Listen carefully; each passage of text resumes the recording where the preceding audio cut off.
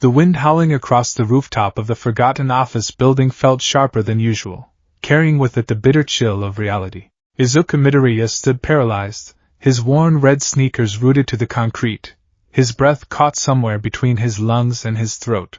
The sky above Muzurifu was a bruised, indifferent violet, bleeding into the hazy twilight of late afternoon. Just moments ago, he had stood face to face with his god, Tashinori Yagi, the man the world knew as the invincible symbol of peace, all might, had stood before him, smoke billowing from his emaciated frame, his golden aura stripped away to reveal a broken, bleeding man. And from the lips of that broken man, the ultimate, crushing verdict had been delivered. Can you be a hero without a quirk?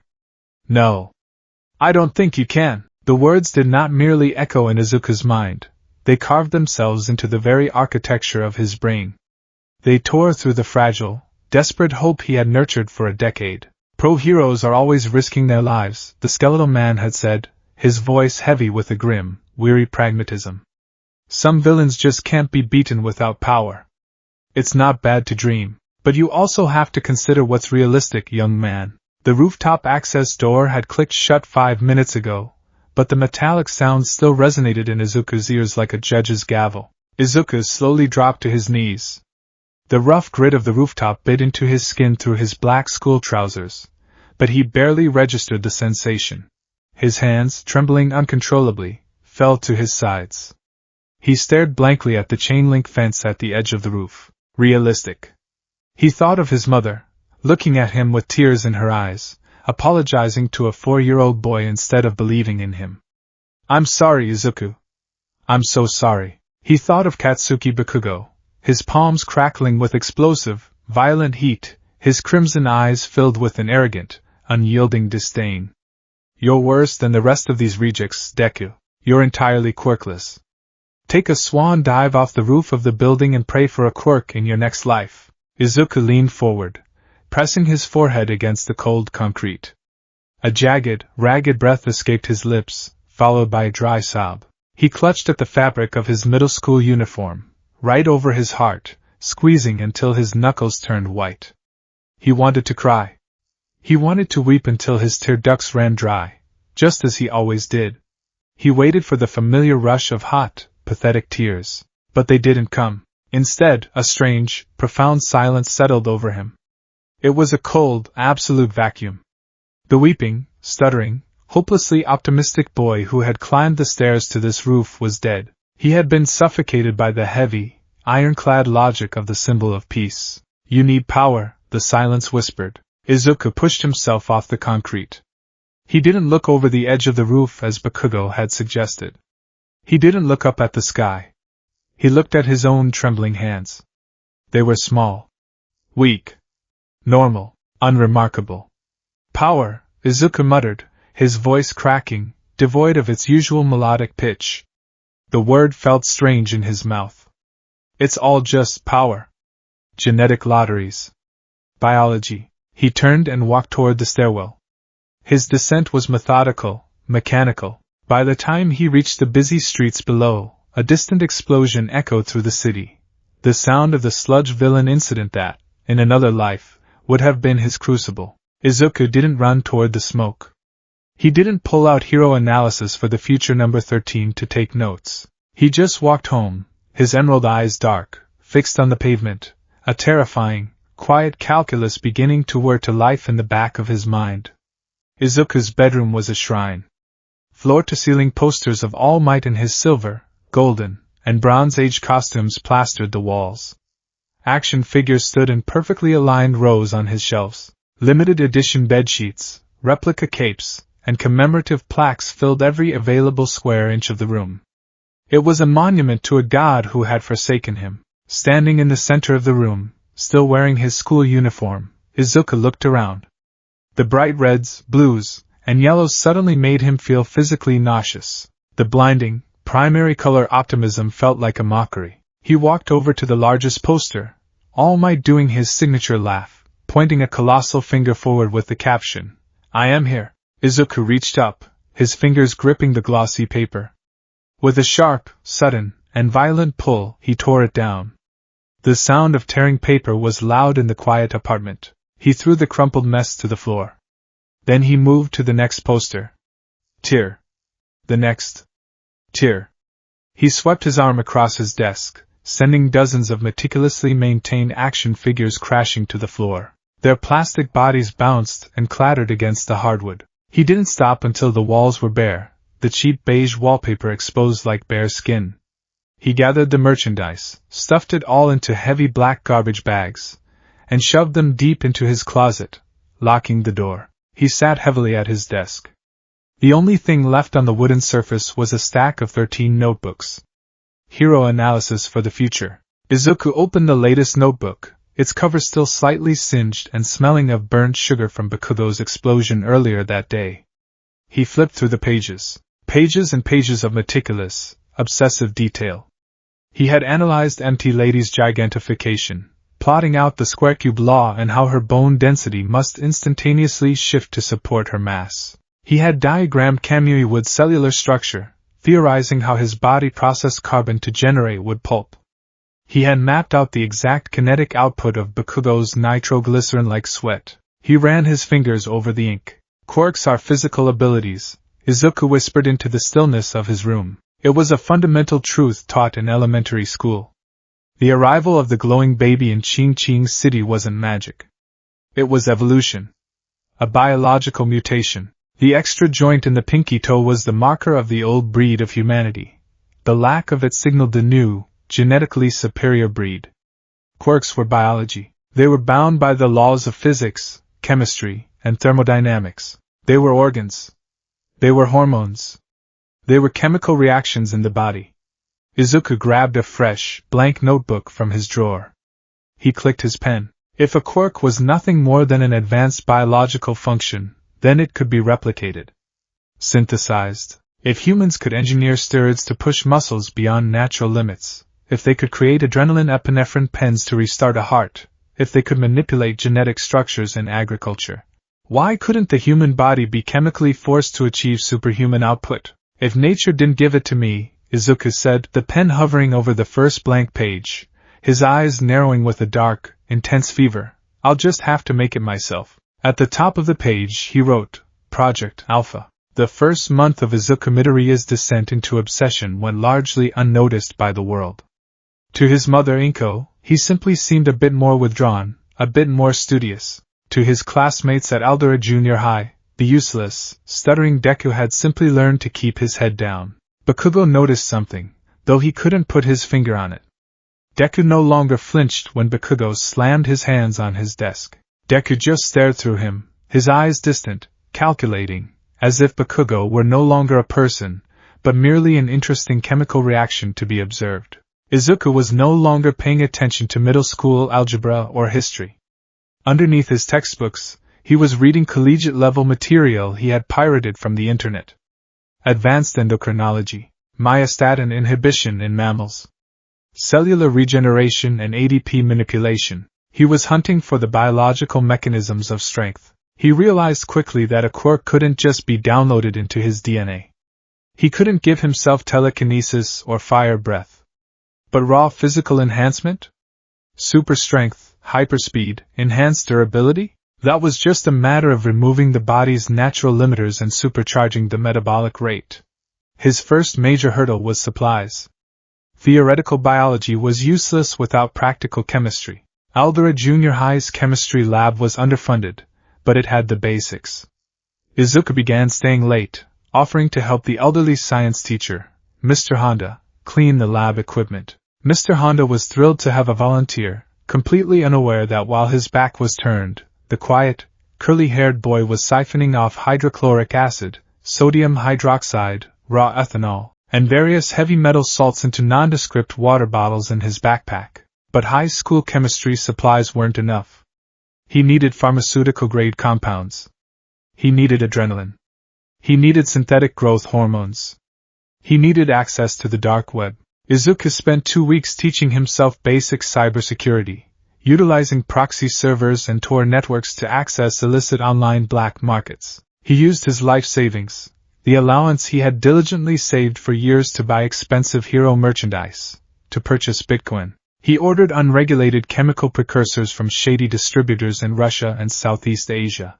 He ordered medical-grade centrifuges, precise glass pipettes, beakers, Bunsen burners, and a digital microscope, having them shipped to an abandoned post office box across town. Late at night, while Inko slept, Izuku transformed his bedroom. The space where All Might posters once hung was now covered in white boards filled with sprawling, chaotic chemical equations. His desk was retrofitted into a titration station. The room permanently smelled of bleach, copper, and something sharp and acrid that made Izuku's eyes water. His sleeping patterns disintegrated. He was running on 3 hours a night, kept awake by the manic energy of his work and the gallons of cheap black coffee he consumed. Izuku, honey? Inko knocked on his locked door one evening in November, 3 months after the rooftop incident. Her voice was laced with worry. You've been in there all weekend. You hardly touched your dinner.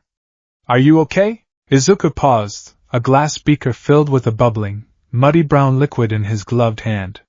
He wore heavy safety goggles over his eyes, and a cheap respirator mask hung around his neck. The bags under his eyes were bruised and purple, his skin taking on a sickly, pale pallor from lack of sunlight. I'm fine, Mom, he called out, injecting a false, bright cheerfulness into his tone. Just working on a really big science project for school. It's extra credit. Oh. Well, don't push yourself too hard, okay? I worry. I won't. Love you, Mom. He heard her footsteps retreat down the hall. Izuku's smile dropped instantly. He turned back to the beaker. He added 3 drops of a synthesized myostatin-inhibiting peptide. The muddy liquid hissed, turning a violent shade of orange, before suddenly solidifying into a useless, charred lump of chemical waste. Izuku cursed under his breath, tossing the beaker into a waste bin filled with dozens of similar failures. The cellular degradation is too fast, he muttered, aggressively scrubbing a hand through his unkempt green curls. He turned to his whiteboard, aggressively crossing out a long chain of molecular diagrams. The human body naturally limits muscle output to prevent the tendons from tearing off the bone. If I chemically override the limiter using synthetic adrenaline and hyperoxygenate the blood, the muscles will contract with superhuman force. But the resulting metabolic heat and lactic acid buildup will cook the cells alive from the inside out. He stared at his hands. If he injected his current formula, he would gain the strength of a pro hero for about 5 seconds before his heart exploded. I need a stabilizer. Something that forces rapid cellular regeneration simultaneous to the muscle breakdown. Like Nomu. He paused. The word had slipped out. He had read obscure, heavily redacted police reports on underground fighting rings and illegal quirk enhancement drugs like Trigger. But he wasn't making Trigger. Trigger enhanced existing quirk factors. Izuku didn't have a quirk factor. He was trying to mutate baseline human biology from the ground up. He turned his attention to his makeshift vivarium. Inside a glass terrarium sat 3 white laboratory mice. He had bought them at a pet store. He called them test subjects 1, 2, and 3. He synthesized a new batch, this time lowering the adrenaline quotient, and increasing the regenerative peptide derived from an illegal starfish stem cell extract he had bought online. He drew a microscopic amount of the pale yellow liquid into a syringe. He carefully extracted test subject 1, a small, twitchy mouse, and injected the serum. For 10 seconds, nothing happened. Izuku leaned in, holding his breath, his notebook ready. Then, the mouse shrieked. It was a horrible, high-pitched sound. The creature's muscles suddenly began to bulge, stretching the skin tight. Its eyes went bloodshot. It began violently throwing itself against the glass of the terrarium, denting the reinforced mesh with terrifying, unnatural strength. It moved faster than the human eye could track. Izuku's heart hammered against his ribs. It works, he thought, a wild, dangerous grin spreading across his face. It actually works. But the triumph was short-lived. 30 seconds later, the mouse stopped moving. It began to seize violently. Blood leaked from its eyes and nose. With a sickening pop, the creature's chest cavity ruptured from the immense internal pressure, leaving a gory, lifeless mess on the wood chips. Izuku stared at the dead animal. His grin slowly faded into a grim, stoic line. He didn't flinch. He didn't look away in horror. A year ago, he would have cried over the poor creature. Now he simply picked up his pen. Subject 1. Catastrophic cardiovascular failure. Tensile strength increased by approximately 800%. Stabilizer failed. Adjusting the alkaline buffer, he threw the dead mouse into a biohazard bag, cleaned the cage, and started again. Month 6. Winter had settled over Muzurifu, blanketing the city in freezing rain. Inside his bedroom, the temperature was a sweltering 80 degrees, generated by the constant burning of Bunsen burners and hot plates. Izuku was deteriorating physically, even as his intellect sharpened into a lethal, hyper-focused weapon. He had lost weight, his collarbones jutting sharply against his skin. His fingers were covered in chemical burns and tiny cuts from broken glass. He wore long sleeves at all times to hide the damage from his mother and his classmates. At school, he was a ghost. He took his notes, passed his exams with flawless, perfect scores, and spoke to no one. Bakugo had tried to corner him once in the hallway, grabbing him by the collar, explosions popping in his palms. "What the hell is your problem lately, Deku? You think you're better than me looking down like that?" Izuku had simply stared at Bakugo's hand. He analyzed the sweat glands, calculating the exact amount of nitroglycerin being secreted. He looked up into Bakugo's furious crimson eyes. Izuku didn't see a childhood friend anymore. He didn't see an unbeatable rival. He saw a biological anomaly. "Your quirk is heavily dependent on hydration and vasodilation, Katsuki," Izuku had said, his voice flat, devoid of its usual tremor. "If I were to sever your radial artery, your blood pressure would drop so rapidly that you wouldn't be able to secrete the sweat required for an ignition. You'd be powerless in less than 40 seconds. Bakugo had frozen, a genuine flicker of shock and unease crossing his face. The sheer, chilling apathy in Deku's eyes was something alien. Bakugo had dropped him, scoffing loudly to cover his discomfort, and walked away. That interaction only fueled Izuku. He was so close. The equations were balancing out. His latest iteration, Formula 47, had managed to keep test subject 3 alive for a full 5 minutes of hyper-enhanced activity before the internal hemorrhaging began. He was managing the metabolic heat, but the sheer ferocity of the chemical reaction was tearing the muscle fibers apart faster than the stem cells could repair them. He needed a bonding agent. Something to bridge the gap between human cellular structure and the violent chemical catalyst. He found the answer deep in a restricted medical database from the United States, buried in a research paper on experimental treatments for muscular dystrophy. Liquid fullerenes, carbon nanotubes suspended in a biologically inert fluid. If he could integrate the nanotubes into the serum, they would bind to his muscle fibers upon injection, acting as a microscopic, indestructible scaffolding. They would hold his muscles together while the serum ripped them apart and rebuilt them. It was highly experimental. It was incredibly toxic if not synthesized correctly. It cost him the last of his cryptocurrency to acquire the raw materials from a black market medical supplier in Hokkaido. When the discreet, unmarked package arrived in the mail, Izuku locked his bedroom door and didn't come out for 3 days. Month 10. It was April. The cherry blossoms were beginning to bloom across the city. The UA High School entrance exam was exactly 1 week away. Izuku Midoriya stood over his desk. The room was bathed in the harsh, sterile glow of an LED desk lamp. The air was thick, heavy with anticipation and the sharp scent of ozone. In the center of the desk, secured in an iron clamp over a low flame, was a boiling flask. Inside, a liquid was rapidly changing state.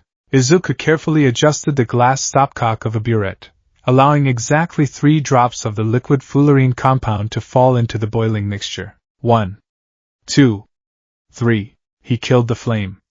He grabbed a glass stirring rod and began to agitate the mixture. The reaction was instantaneous. The muddy, volatile brown liquid hissed violently, emitting a small plume of white steam.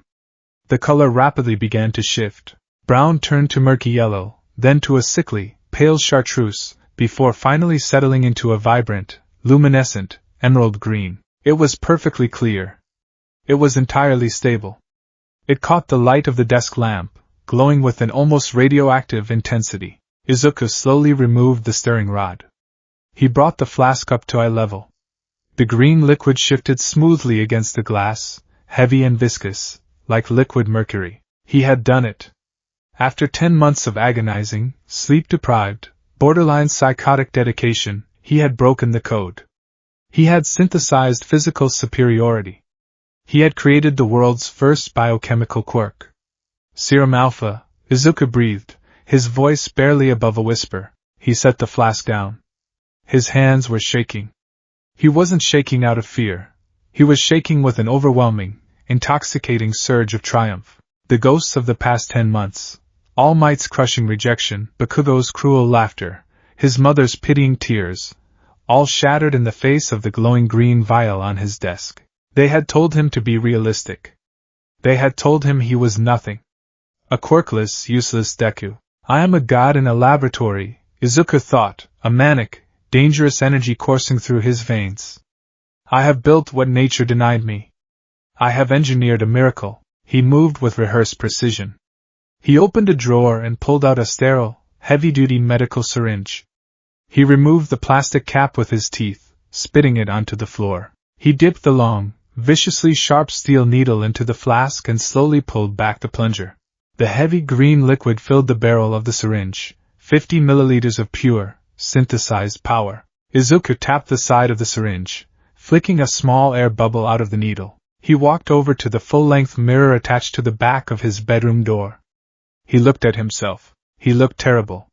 He was dangerously thin, his collarbones sharp, his skin pale and sallow. Dark circles ringed his feverish, bloodshot emerald eyes. His wild green hair was a tangled, unwashed mess. He looked like a junkie, a madman, a broken boy pushed far beyond the brink of sanity. But behind the exhaustion, there was a terrifying resolve. The stuttering, timid fanba who had desperately asked for a hero's validation was dead. The creature staring back in the mirror was cold, calculated, and willing to pay any price for power. You want realistic? Izuku whispered to the reflection, speaking to the phantom of All Might. I'll show you realistic. He unbuttoned the cuff of his left sleeve and rolled it up past his elbow. He grabbed a rubber tourniquet from his desk and bit down on one end, pulling it tight around his bicep with his right hand. The veins in his pale forearm popped to the surface, thin and blue. He raised the syringe. The glowing green liquid seemed to pulse in the dim light. He didn't know exactly what was about to happen. His animal testing had proven the raw kinetic potential of the serum, but human biology was exponentially more complex. The carbon nanotubes were theoretical. The stabilizer might fail. The injection could trigger a massive cardiac arrest. It could melt his nervous system. It could kill him painfully in less than 10 seconds. Izuku didn't care.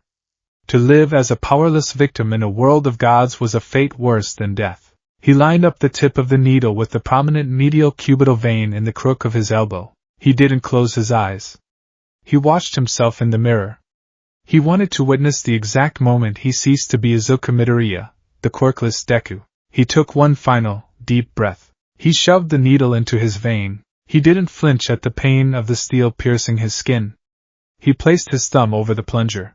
Plus ultra, Izuku whispered, his lips curling into a manic, feral smile. He depressed the plunger, forcing the heavy, glowing green serum alpha directly into his bloodstream. The moment the liquid entered his vein, a sensation unlike anything he had ever felt, unlike anything humanly possible, exploded inside him. It was as if he had injected liquid hellfire. Izuku ripped the syringe out of his arm, dropping it to the floor. The glass shattered. He stumbled back, his hands flying to his chest. His heart gave a violent, unnatural shudder. It didn't beat, it slammed against his ribs like a sledgehammer. Thud thud. Thud thud. Jiga!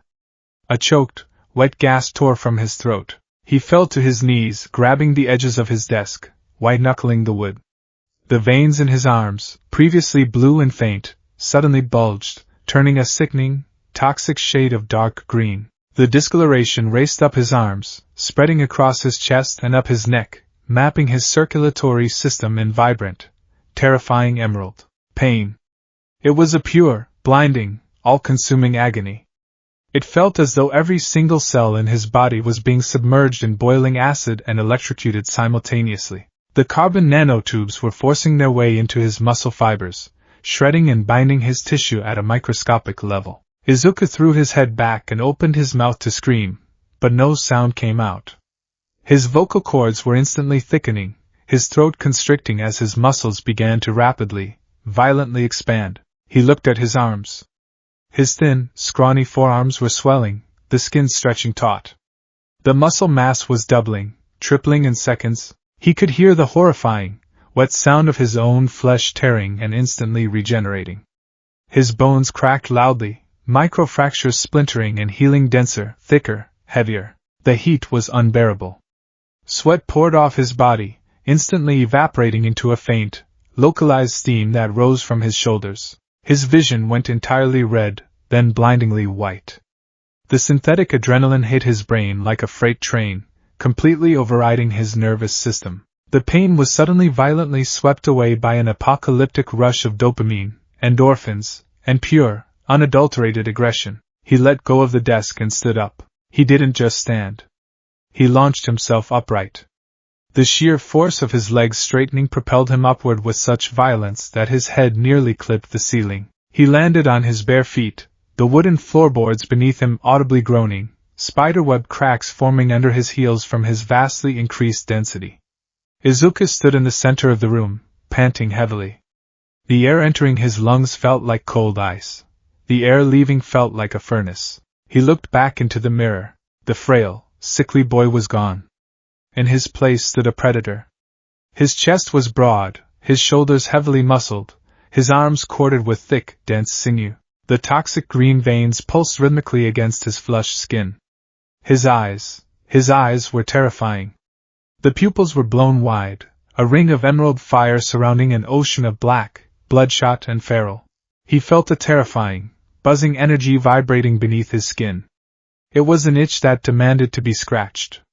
It was violence. It was power. Izuku slowly raised his right hand. He clenched it into a fist. The tendons in his arms snapped taut like steel cables. He looked at the solid oak desk he had sat at for years. Without thinking, operating purely on the intoxicating, chemical high racing through his brain, he swung his fist downward. He didn't put his weight into it.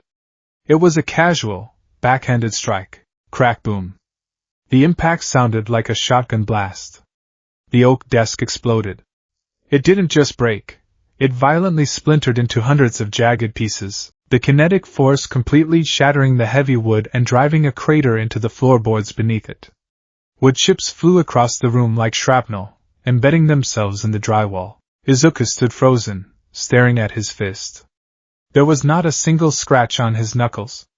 The carbon nanotube-laced muscle and hyperdense bone had effortlessly absorbed the kinetic recoil. A low, rumbling sound began to build in his chest.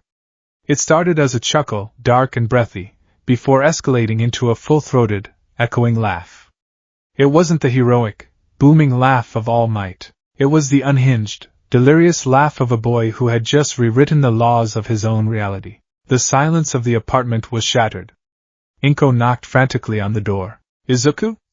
Izuku, what was that noise? Are you okay? Open the door. The sound of his mother's terrified voice cut through the chemical haze in his brain, but only slightly. The adrenaline made her voice sound distant, unimportant. The serum was screaming at him to move. To run. To hit something else. The raw energy was physically burning him. He needed to expend it. He looked at his bedroom window. It was closed, locked, 3 stories above the street level. Izuku didn't bother opening it. He took one step back, his heavy muscles coiling like a spring, and launched himself forward. He shattered the window frame, the glass exploding outward into the cool night air. He was in freefall, plummeting 3 stories down toward the concrete alleyway behind their apartment complex. The wind rushed past his face. He felt no fear. He felt invincible. He twisted in the air, landing on his feet. The impact cratered the asphalt, spiderwebbing the concrete in a 3-foot radius. The shockwave blew the loose trash in the alleyway backward. Izuku slowly stood up from the crouch, the green veins on his neck pulsing violently. He looked at his hands, then looked down the dark, narrow alley leading to the city streets. The world felt painfully slow. He could hear a siren miles away. He could hear the hum of the electrical wires above him. He was powerful. He was perfect. With a burst of speed that tore a divot out of the pavement, a blur of green and black shot into the night, leaving nothing but shattered glass and the lingering, acidic smell of chemicals in its wake. The monster was loose, and the countdown to the crash had begun. The night air of Muzidifa was usually a stagnant, humid thing, heavy with the exhaust of millions of commuters and the low, ever-present hum of urban sprawl. But right now, to Izuku Midoriya, the air felt thick, tangible, like a fluid he could swim through. He was running. No, running was a word for ordinary humans. He was launching himself, devouring the distance between city blocks with a predatory, loping gait that bordered on flight. Each time the soles of his bare feet struck the asphalt, a shockwave rippled out, the kinetic force denting the pavement and propelling him forward 30, 40, 50 feet at a time. The world around him had dissolved into a smear of neon streaks. The blinding yellows of street lamps, the harsh reds of traffic lights, the dull blues of storefront signs. They dragged across his vision like wet paint on a canvas. I am fast. I am so fast. The thought was loud, echoing in the cavern of his hyper-accelerated mind. A manic, breathless laugh tore its way out of his throat, the sound instantly whipped away by the gale-force winds of his own momentum. He didn't feel the cold. He didn't feel the sharp debris of the streets cutting into his bare soles. All he felt was the roaring, explosive furnace of his own heart, pumping the heavy, emerald-laced blood through his expanded veins. The Serum Alpha was singing in his system. It was a chaotic, beautiful symphony of synthetic adrenaline, myostatin inhibitors, and liquid fullerenes binding his tearing muscle fibers into microscopic cables of indestructible carbon. Up ahead, a brick wall loomed at the end of a blind alley. A normal person would break. A pro hero might grapple over it. Izuku didn't slow down. He accelerated. At the last possible fraction of a second, he threw his body forward, his right foot slamming into the vertical face of the brick. He didn't bounce off. His momentum and vastly increased mass carried him upward. He ran 3 steps straight up the vertical surface, his toes digging into the mortar like steel pitons, before kicking backward. He backflipped through the air, clearing the 3-story building with a sickening grace, and landed soundlessly on the gravel roof. He uncoiled from his landing, his chest heaving, steam literally rolling off his bare, heavily muscled shoulders. The metabolic heat he was generating was absurd. His body was a nuclear reactor running without cooling rods. He walked to the edge of the roof and looked down at the city. The perspective shift was staggering. For 14 years, Izuku had walked these streets looking up. He had looked up at All Might. He had looked up at Bakugo. He had looked up at the towering, impossible heights of the heroes who possessed the genetic lottery tickets he had been denied. He had been a mouse scurry in the shadows of giants. Now, looking down at the cars crawling like metallic beetles, at the pedestrians frozen like statues in the crosswalks, he felt no awe. He felt a dark, swelling sense of superiority. They are so slow, the chemical high whispered in his mind. They are so fragile. If you wanted to, you could break them all. Izuku blinked, his bloodshot eyes widening slightly as the thought registered. Where had that come from? It was a cruel, callous thought, one that belonged to Katsuki Bakugo, not Izuku Midoriya. But the sudden surge of synthetic dopamine and testosterone was drowning out his prefrontal cortex. His empathy, his timidity, his lifelong habit of shrinking into himself. The serum had burned it all away, leaving behind a raw, primal predator. He clenched his fists, listening to the horrifyingly heavy sound of his own knuckles popping. He needed to test this. He needed a metric, a baseline. He needed to know exactly where he stood in the hierarchy of power. Suddenly, his ears twitched. His auditory canals had expanded, his eardrums reacting to frequencies far beyond human capability. Beneath the white noise of traffic and distant sirens he heard a sound. It was 3 blocks away, down in the narrow, claustrophobic labyrinth of the commercial district's back alleys. A scuffle.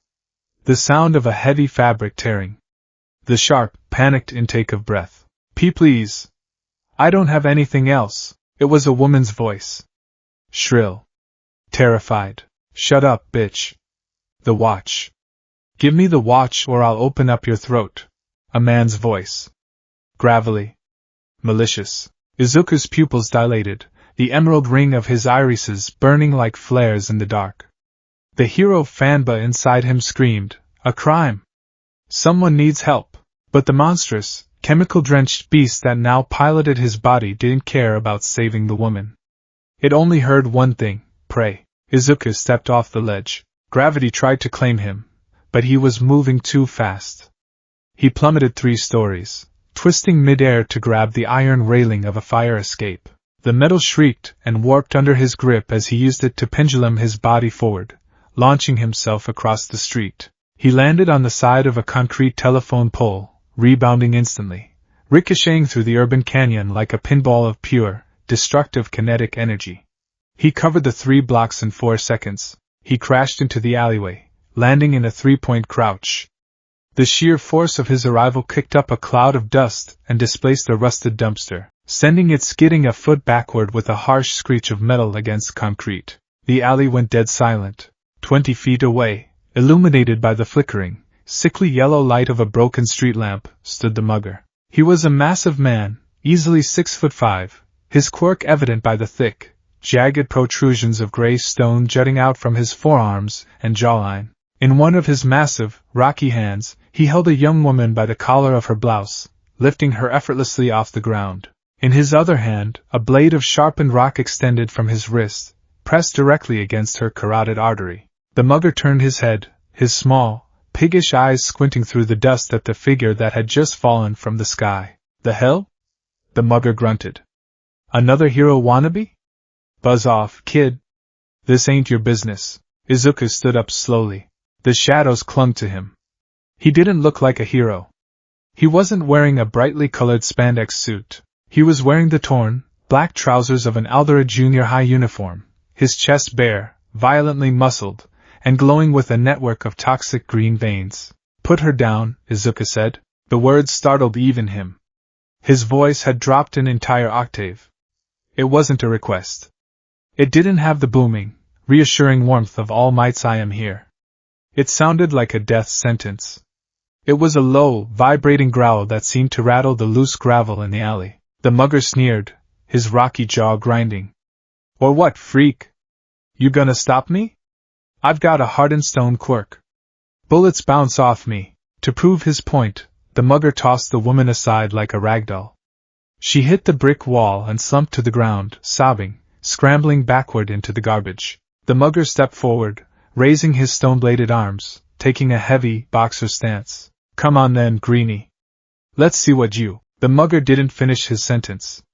He didn't even see Izuku move. Izuku didn't step forward, he teleported. The explosive contraction of his calf muscles shattered the pavement beneath him, propelling him the 20 feet in a fraction of a millisecond. Before the mugger's brain could even process the sound of the cracking concrete, Izuku was standing directly inside his guard. Target acquired. Izuku's hyperanalyzing brain supplied automatically, breaking down the mugger's biology in real time. Quirk, dermolithification. The epidermis secretes calcium and silica to form a crude stone armor. High impact resistance. Low tensile flexibility. Weak points, joints, eyes, unprotected visceral cavity. Izuku drove his right fist directly into the center of the man's rocky sternum. He didn't pull the punch. The chemical high demanded a full output test. The impact was deafening. It sounded like an artillery shell hitting a bunker. The sheer kinetic transfer of Izuku's hyperdense fist meeting the stone armor caused the air pressure in the alley to violently pop. The mugger's stone armor didn't just break, it exploded into powder. The massive man's eyes rolled back into his head instantly. The force of the blow lifted his 300-pound frame completely off his feet, sending him rocketing backward through the air. He flew a full 30 feet down the alley before crashing into a brick wall, cratering the brickwork, and collapsing into a heap of broken limbs and shattered stone. He didn't twitch. He was out cold. Izuku stood in the center of the alley, his fist still extended. Silence rushed back in, broken only by the whimpering of the woman against the wall. Izuku looked at his knuckles. The skin was completely unbroken. He flexed his fingers. "I did it," he thought, a wave of euphoric awe crashing over him. One punch.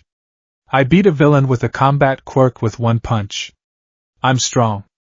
I'm exactly like him. He turned his head, a bright, manic smile stretching across his face, fully intending to look at the woman and offer her a hand up.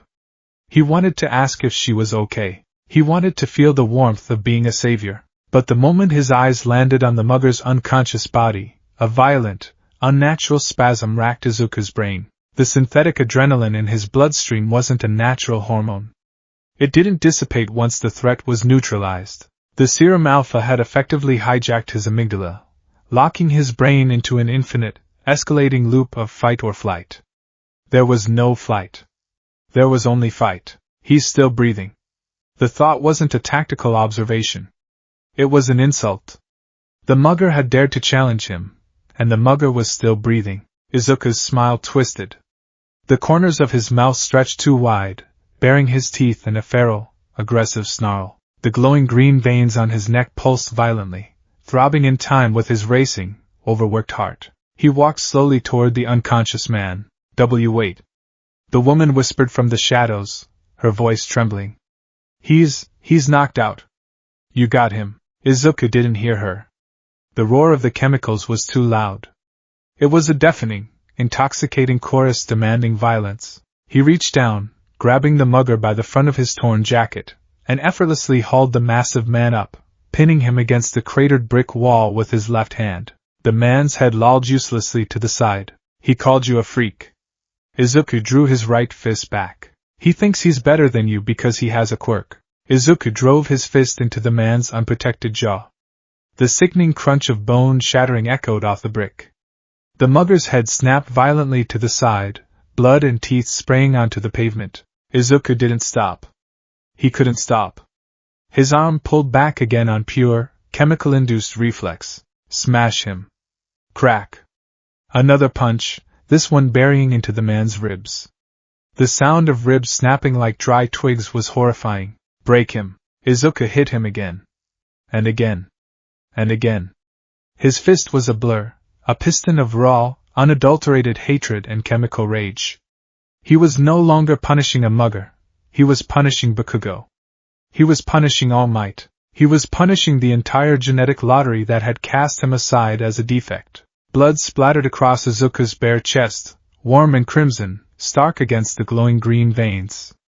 He was laughing now, a broken, hysterical sound that bubbled up through the raw carnage. Stop! Oh my God, please stop! You're killing him! The scream finally pierced the veil. Izuku's fist froze in midair, inches away from the pulverized, bloody ruin of the mugger's face. He blinked. The red haze of aggression receded just enough for his analytical mind to claw its way back to the surface. He looked at his hand. It was drenched in blood. He looked at the man he was pinning against the wall. The mugger's face was unrecognizable. His jaw was detached, his nose flattened, his chest violently caved in. He was gurgling, choking on his own blood, hovering on the precipice of death. Izuku gasped, dropping the man as if he had been burned.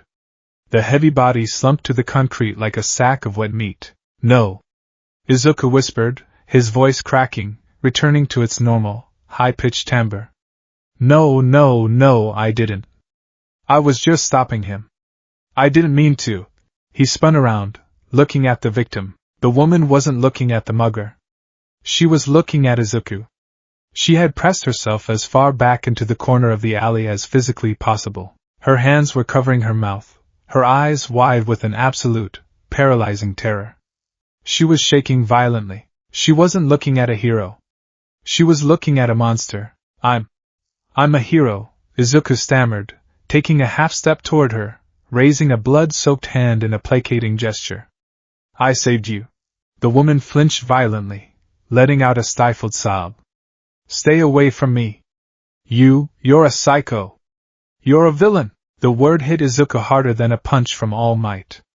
Villain. He looked down at his blood-stained hands, at his violently expanded chest, at the toxic, glowing veins throbbing under his skin. The terrifying euphoria evaporated, instantly replaced by a sickening, cold horror. He had built this serum to become a hero. But the chemicals had stripped away his humanity. He had enjoyed the violence. He had wanted to beat a helpless man to death. I'm sorry, Izuku whispered, tears finally welling in his eyes, mixing with the sweat and soot on his face. "I'm so sorry." He turned and bolted. He didn't use the rooftops this time.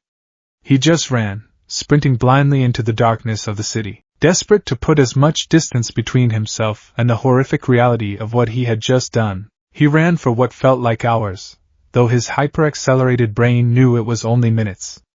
He stuck to the shadows, moving through abandoned train yards and industrial sectors, terrified of being seen. The wind was cold against his bare skin, but the internal furnace still raged. He found himself in an abandoned construction site near the river, surrounded by half-built concrete pillars and rusted scaffolding. He collapsed against a concrete pylon, sliding down to sit in the dirt. He brought his knees to his chest, wrapping his arms around his head. "It's unstable," he muttered, rocking back and forth. His analytical mind was violently trying to wrest control back from the lingering chemicals. The myostatin inhibitor works, but the synthetic adrenaline is overwhelming the dopamine receptors. It triggers a violent, psychopathic break. I have to dial down the catalyst. I have to. Suddenly Izuku's heart stuttered. It wasn't a skip. It was a massive, violent halt. It felt as though a cold, iron hand had reached into his chest and squeezed his heart to a complete stop. Izuku's eyes widened. He grabbed his chest, letting out a sharp, choked gasp. Thud. Thud. The erratic, agonizingly slow beats sent a wave of absolute ice through his veins. The violent heat that had been radiating from his body vanished instantly, replaced by a freezing, deathly cold. The 30-minute timer had run out. Serum Alpha had fundamentally exhausted its fuel source. The synthetic chemicals in his bloodstream were rapidly degrading, breaking down into highly toxic waste products. And then, the crash began. Ggagh. Izuku screamed, throwing his head back, his vocal cords tearing as a pain infinitely worse than the injection ripped through his body. The carbon nanotubes, the microscopic scaffolding that had bound his violently expanded muscle fibers together, suddenly detached. Without the chemical catalyst to sustain the cellular regeneration, the massive, hyperdense muscles had no structural support. Gravity and baseline human biology violently reasserted themselves. Izuku watched in absolute horror as his arms began to deflate. The massive, corded muscles visibly shrank, but they didn't just shrink, they collapsed. The rapid deflation tore the muscle fibers from the bone. It was the physical sensation of being flayed alive from the inside out. Help! Somebody! He shrieked, thrashing in the dirt, his fingernails clawing uselessly at his own skin. Puppy snap. He could hear his own capillaries and minor blood vessels bursting under the sudden, massive drop in blood pressure. The glowing green veins on his skin turned violently black, then ruptured beneath the epidermis, spreading ugly, sprawling bruises across his entire body in seconds. His vastly expanded skeletal structure, the micro-fractured bones that had healed thicker, were suddenly too large for his shrinking muscles to support. His joints dislocated simultaneously. His right shoulder popped out of its socket with a sickening crunch. His kneecaps shifted out of alignment. He fell onto his side in the dirt, convulsing violently. He couldn't breathe. His lungs, which had been artificially hyperoxygenated, suddenly collapsed under the strain, violently expelling air. He rolled onto his stomach, gagging. His stomach convulsed, and he vomited. He didn't throw up food. He threw up a thick, viscous mixture of black blood, bile, and the fluorescent green chemical residue. It splattered onto the dirt, burning the dry grass like acid. He heaved again and again, until there was nothing left but dry, agonizing spasms. The pain was so profound, so absolute, that his brain began to shut down to protect him from the shock. His vision tunneled, the edges bleeding into black. The edges of the concrete pillars blurred. I'm dying, Izuku thought, his mind surprisingly clear amidst the agony. The cellular necrosis is cascading. The metabolic crash is shutting down my organs.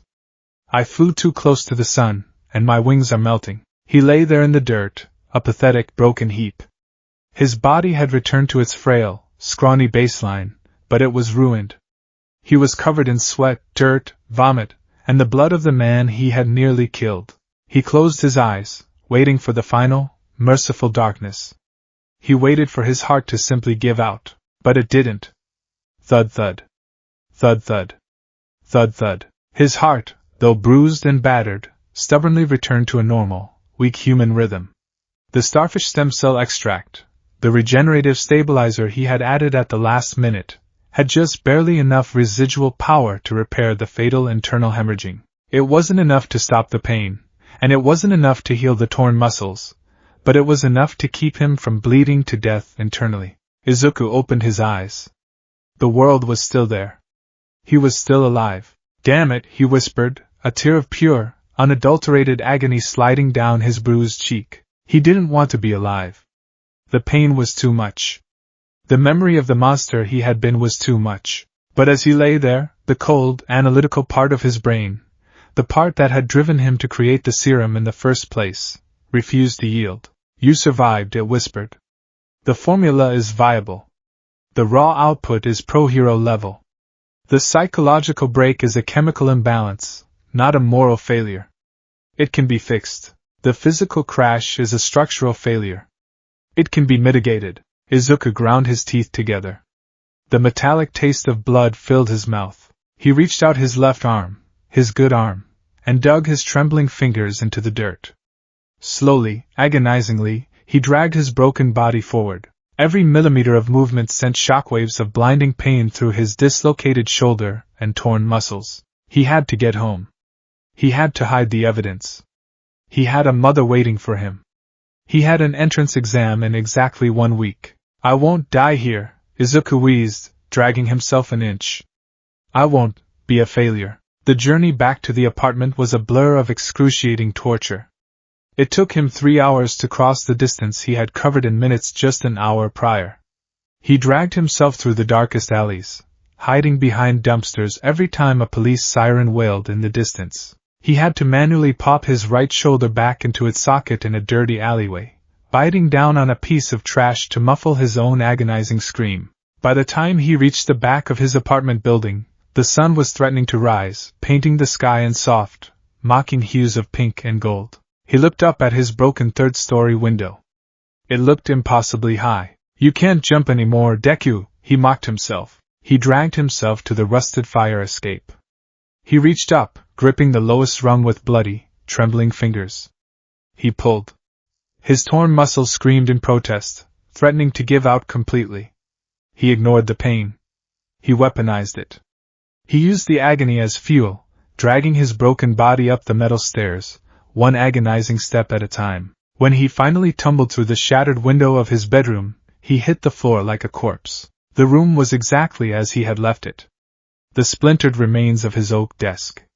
The shattered glass of the syringe. The lingering smell of ozone and chemicals. Izuku didn't have the strength to stand. He crawled across the wooden floor, dragging himself toward the full-length mirror. He propped himself up against the wall, staring at his reflection. The monster was gone. The god was gone. Staring back at him was Izuku Midoriya.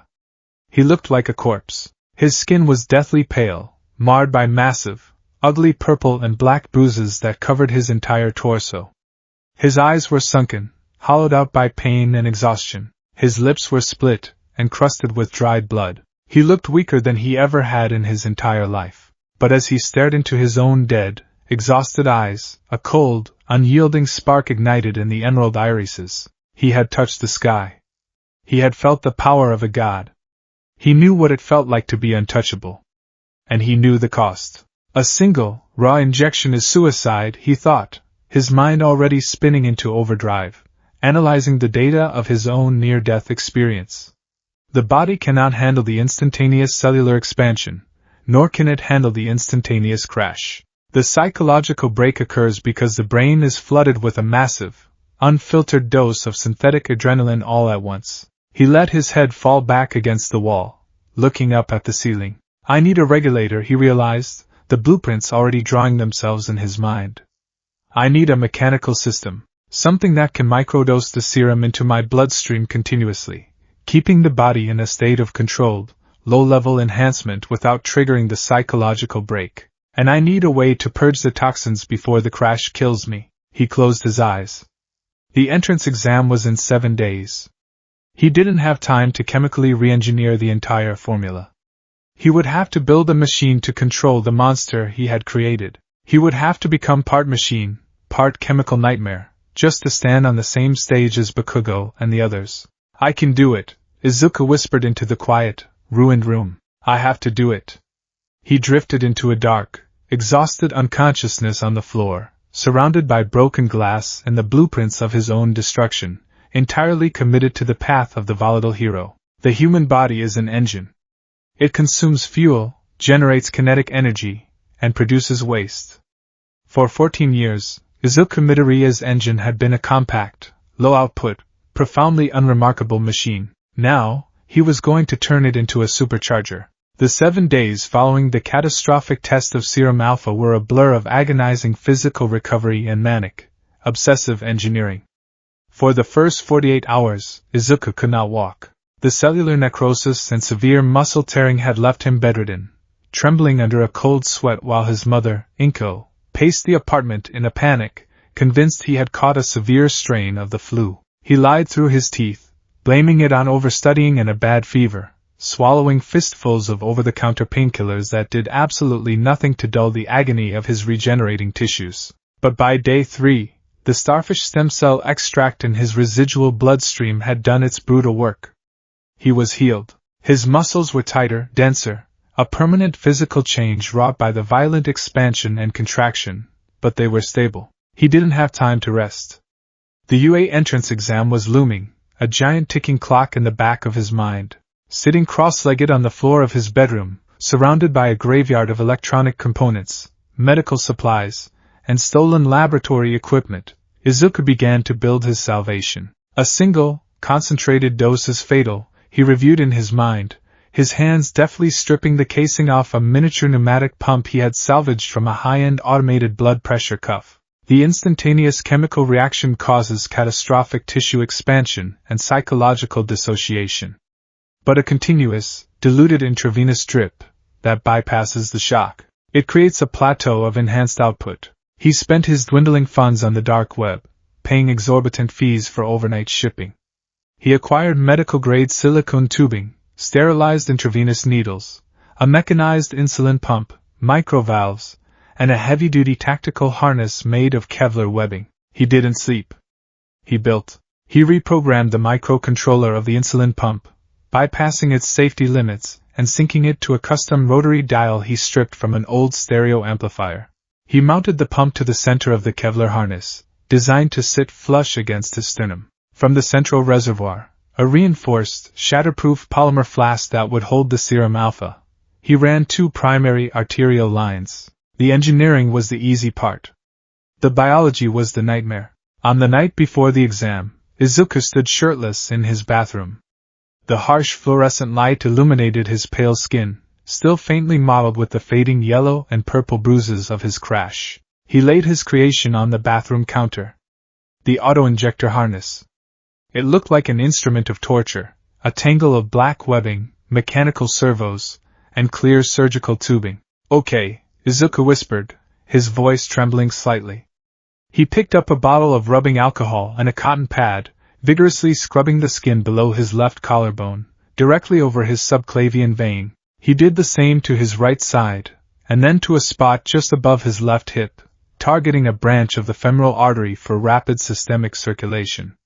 He strapped the heavy Kevlar harness onto his torso, tightening the buckles until the central pump pressed hard against his sternum. It was heavy, restrictive, but completely concealed once he put a shirt on. Then came the ports. Izuku picked up the first intravenous catheter. It wasn't a standard needle. It was a permanent, heavy-duty Teflon port designed for continuous dialysis, modified with a one-way locking valve. He looked at himself in the mirror. He gritted his teeth, placing a rolled-up washcloth between his jaws. With a swift, brutal motion, he drove the thick needle deep into the flesh beneath his collarbone. A muffled, agonizing groan tore through the washcloth. Tears involuntarily streamed down his face as the thick gauge pierced his muscle and found the vein. Blood welled up instantly, dark and stark against his pale skin. He forced his shaking hands to stay steady, securing the port with surgical adhesive tape and medical staples, completely ignoring the sterile protocols he had read about. He didn't have the luxury of an operating room.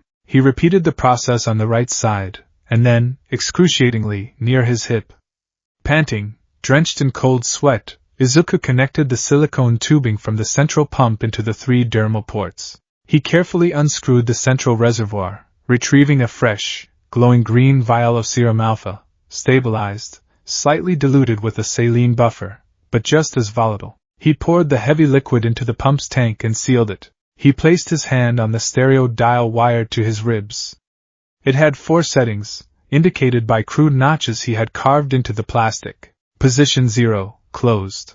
Position 1, baseline drip. Position 2, combat output.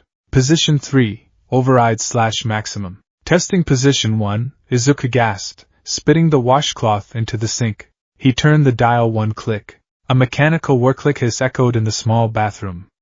The miniature pneumatic pump engaged. Through the clear tubing, Izuku watched the glowing green fluid race upward, hit the valves, and push directly into his veins. The reaction was instantaneous, but unlike his first time, it wasn't an explosion. It was a creeping, electric fire. Izuku gripped the edges of the porcelain sink. His pupils dilated rapidly, swallowing his green irises. The veins along his arms and neck surfaced, glowing with a faint, toxic luminescence, but they didn't bulge grotesquely. He closed his eyes, bracing for the psychological break, waiting for the bloodlust to drown his thoughts. He waited. 10 seconds. 30 seconds. A minute. His heart rate had elevated to 140 beats per minute. His body temperature spiked to 102 degrees. He felt an intense, buzzing energy, a restless need to move, but his mind was entirely his own. He looked at the soap dispenser. He didn't want to destroy it. He just analytically recognized that if he squeezed it, it would shatter. He looked back in the mirror. The monstrous, feral beast was gone. Staring back was a young man with glowing, hyper-focused eyes and a jaw set in iron determination. "It works," Izuku whispered. He squeezed the edge of the porcelain sink. With a sickening crunch, the thick ceramic cracked under his grip, snapping off in his hand like a dried biscuit. He felt no strain. He felt perfectly calibrated. He clicked the dial back to position 0. The pump hissed, a secondary vacuum valve engaging, injecting a microdose of chemical coagulant and saline to flush the lines and prevent his blood from clotting in the tubes. The green glow faded from his skin. He had tamed the monster. He had put a leash on God. Izuku threw on a baggy, dark green tracksuit, entirely concealing the mechanical harness and the tubes feeding into his flesh. He walked back into his bedroom, looking at the UA informational pamphlet on his desk. Tomorrow, he thought. Tomorrow, I show them what realistic looks like. The morning sun over Muzurifu was blindingly bright, casting long, dramatic shadows across the towering, H-shaped monolith that was UA High School. Hundreds of middle school students milled about the front gates, buzzing with nervous energy, comparing quirks, and mentally preparing for the most difficult exam in the country. Izuku Midoriya walked among them, a ghost in a sea of vibrant colors. Underneath his green tracksuit, the heavy Kevlar harness pressed tightly against his skin. The mechanical pump was dead silent, but he could feel the cold metal resting against his sternum. He kept his head down, ignoring the excited chatter. He wasn't here to make friends. He was here to execute a mathematical equation. "Out of my way, Deku!" A heavy hand shoved Izuku's shoulder. Izuku stumbled slightly, turning to see Katsuki Bakugo striding past him, his hands shoved deep into his pockets, his red eyes glaring with their usual mix of arrogance and contempt. Izuku didn't flinch. A month ago, a week ago, he would have cowered. Now, he simply analyzed the biomechanics of Bakugo's shove. Per weight distribution. Too much momentum carried in the upper body. If I had engaged the pump, I could have shattered his wrist on impact. "Good morning, Katsuki," Izuku said, his voice terrifyingly calm, completely flat. Bakugo paused, glancing over his shoulder. A flicker of unease crossed his face, the same unease from their last encounter in the hallway. Deku wasn't stuttering. Deku wasn't crying. Deku was looking at him the way a mechanic looks at a faulty engine. "Whatever, quirkless," Bakugo scoffed, turning away and marching toward the auditorium. "Don't get yourself killed today." Izuku watched him go.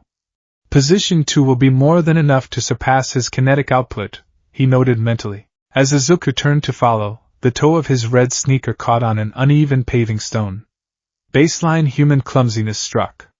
He pitched forward, bracing for the embarrassment of a face plant. Suddenly he stopped mid-air. Are you okay? A bright, cheerful voice asked. Izuku opened his eyes. He was floating an inch above the ground. He looked to his right. A girl with a round face, rosy cheeks, and short brown hair had tapped his shoulder. It's my quirk. Sorry for using it without asking, but it'd be bad luck if you fell right before the exam, right? She smiled, pressing her fingers together. Release. Izuku dropped the 1 inch to the pavement, landing lightly. The hero fanboy deeply buried inside him felt a flush of heat rise to his cheeks. A girl. I'm talking to a girl. But the analytical, cold-blooded scientist instantly overrode the emotion. Zero-gravity quirk. Contact-based. Tactile telekinesis manipulating localized graviton fields. Extremely useful for rescue, highly vulnerable in ranged combat. Thank you, Izuku said, his voice polite but distant. He bowed slightly. I appreciate the intervention. Good luck on your exam. Before she could introduce herself, Izuku turned and walked away, his posture rigid. Uraraka blinked, slightly taken aback by the intense, almost robotic coldness of the boy, but she quickly shook it off, hurrying toward the doors. Inside the massive auditorium, Pro-Hero Present Mike stood on stage, screaming into a microphone, explaining the rules of the practical exam. It was a point-based system, 3 types of villain robots, 1, 2, and 3 points respectively. Destroy them to rack up a score. Avoid the massive zero-pointer obstacle. Izuku sat in the dark, tuning out the theatrics. He pulled a small notebook from his pocket, jotting down quick calculations. Urban environment simulation. Target, robotic constructs. Armor composition, likely standard industrial steel alloy or reinforced carbon fiber plating. Vulnerabilities, joints, optical sensors, internal power supply. He reached under his jacket, slipping his hand through a slit he had purposefully cut in his shirt, and rested his fingers on the stereo dial on his chest. When the briefing ended, the examinees were herded onto buses and transported to the various massive replica cities on the UA campus. Izuku found himself standing before the towering metal gates of Battle Center B.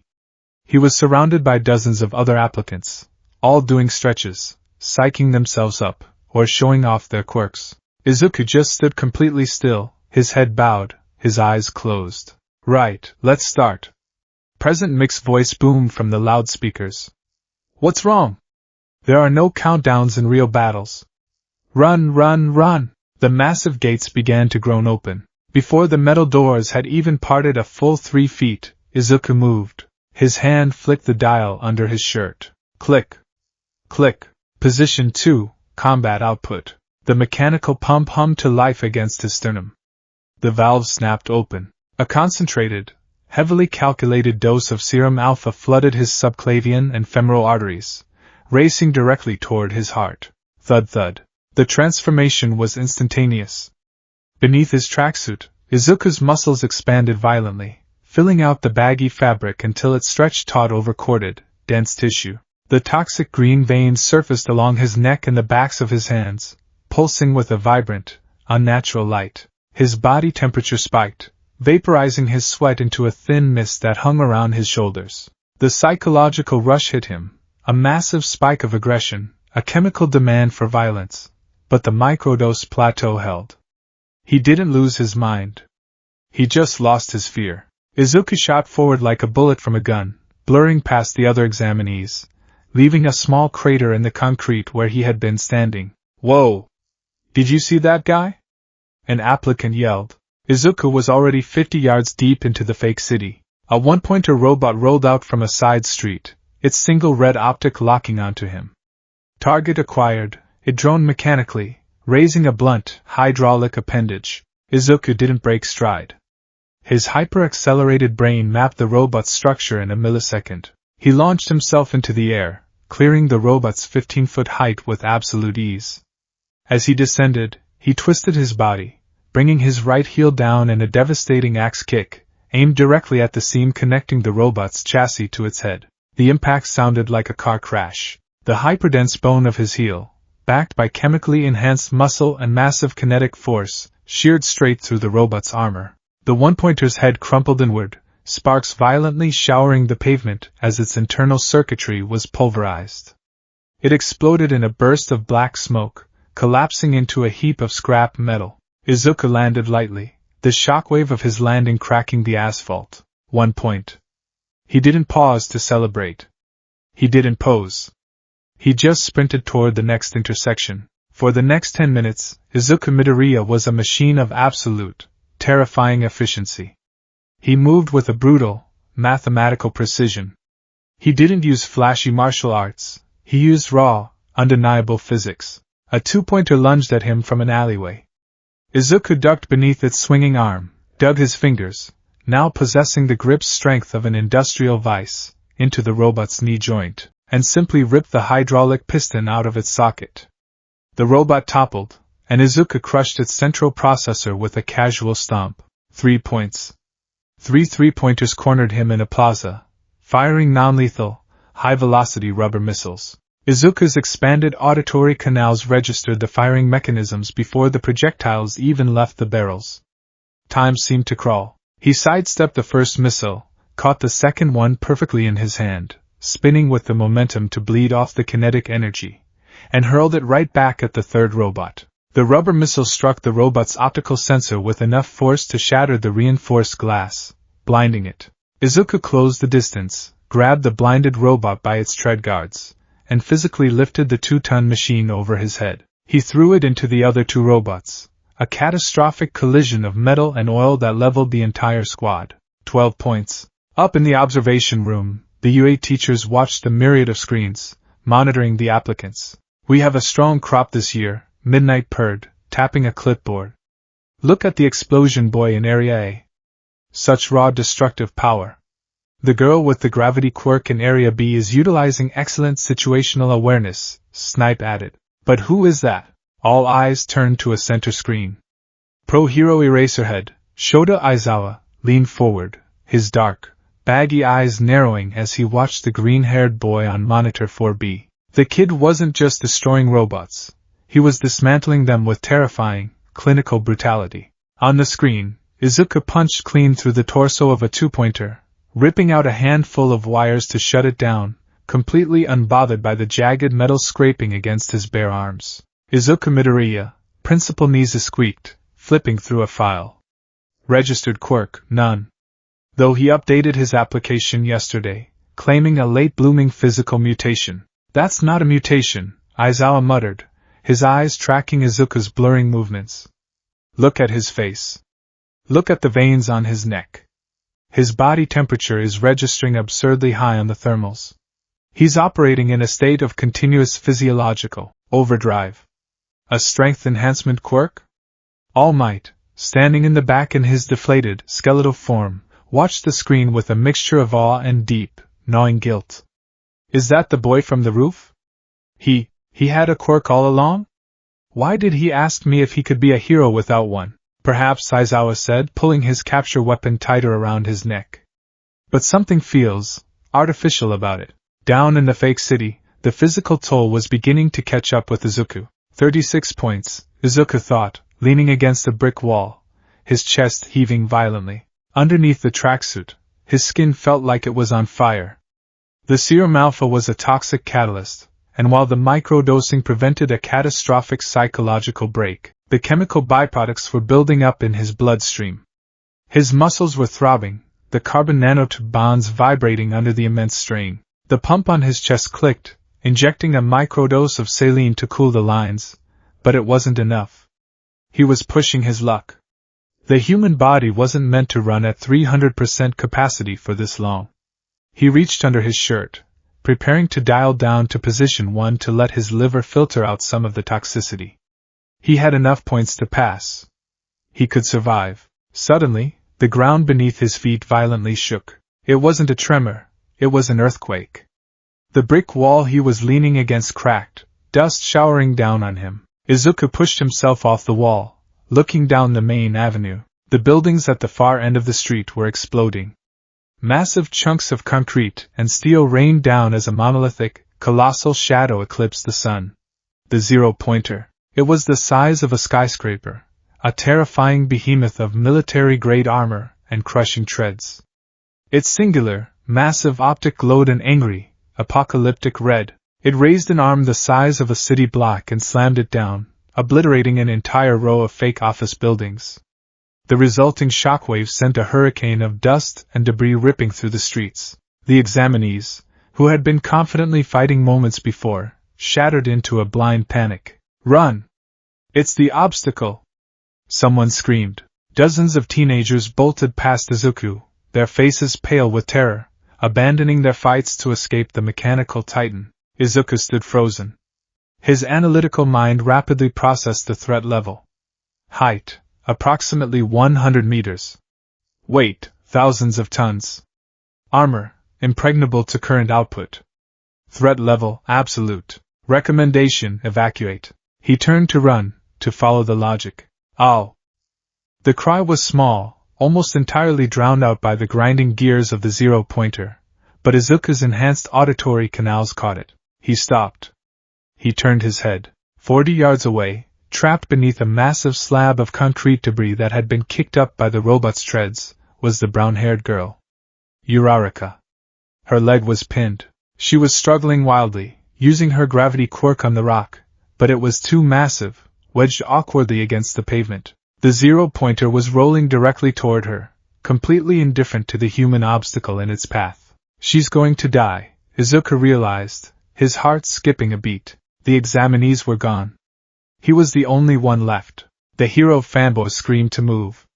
The cold, logical scientist coldly calculated that engaging a target of that mass would require a kinetic output that his current baseline could not achieve. Position 2 was not enough to dent that armor. If I use position 2, I'd die with her, Izuku thought, his eyes wide. He looked down at his chest.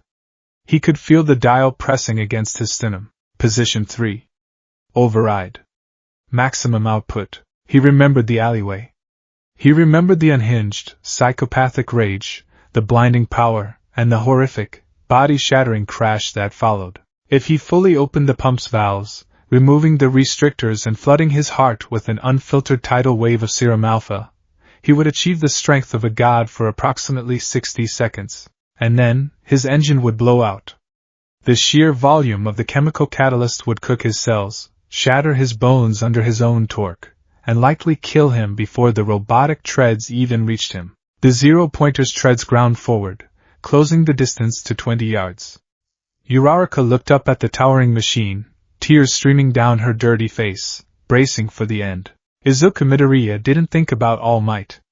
He didn't think about Bakugo. He didn't think about being a hero. He just thought about the girl who had stopped him from falling. Equation updated, Izuku snarled, his voice dropping into that terrifying, demonic register. He reached through the slit in his shirt. He grabbed the dial. He twisted it all the way to the right until it clicked violently against the plastic stopper. Position 3. Maximum. Underneath his shirt, the pneumatic pump whined like a jet engine spinning up. The safety valves forcefully snapped open. Izuku didn't just feel the injection this time, he heard it. The rush of fluid into his veins sounded like a rushing waterfall. Thump thump. His heart violently seized, expanding painfully in his chest before hammering back with the force of a piledriver. GGAH. Izuku roared, throwing his head back to the sky. The transformation was horrific. The baggy green tracksuit tore at the seams as his muscle mass violently, exponentially exploded. The toxic green veins didn't just surface. They bulged grotesquely, mapping his entire body in blinding, radioactive emerald. The heat radiating off his body was so intense it instantly vaporized the moisture on the pavement beneath him, engulfing him in a localized cloud of hissing steam. His eyes snapped open. The pupils were completely gone, his irises burning like green supernovas amidst an ocean of blood-red sclera. The psychological break hit him like a physical blow. The world tinted red. The analytical, calculating Izuku Midoriya was brutally suppressed, shoved into the back seat of his own mind. The monster had the wheel. And the monster was looking at the biggest piece of prey it had ever seen. The zero-pointer raised its massive foot to crush Uraraka. Izuku crouched. The concrete beneath his feet didn't just crack. It violently imploded, creating a crater 10 feet wide. Smash! He broke the sound barrier on takeoff.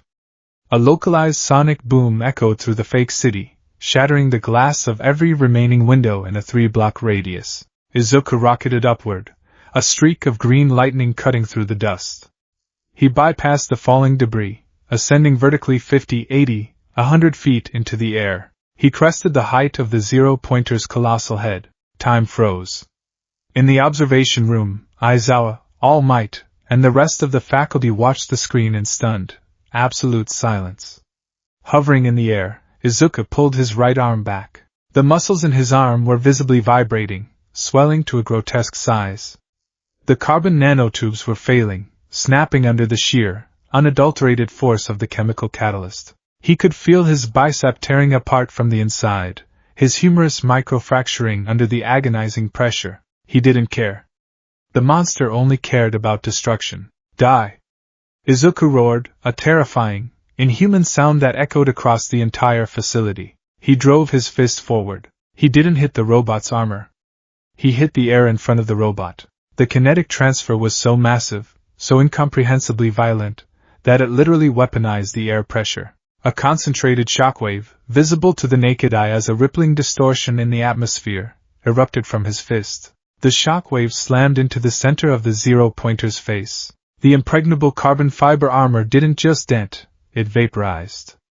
The sheer force of the blow caved the robot's head in entirely, traveling down its spine, blowing out its internal hydraulic lines and central battery core in a catastrophic, cascading explosion. The Titan's head snapped backward with a sickening screech of tearing metal. The massive body went rigid, sparks geysering from its neck, before the entire 100-story construct violently tilted backward and crashed to the earth, the impact registering on seismographs across the city. Up in the air, the triumph lasted exactly 1 millisecond, and then, Izuku's arm exploded. Not literally, but internally, the damage was catastrophic.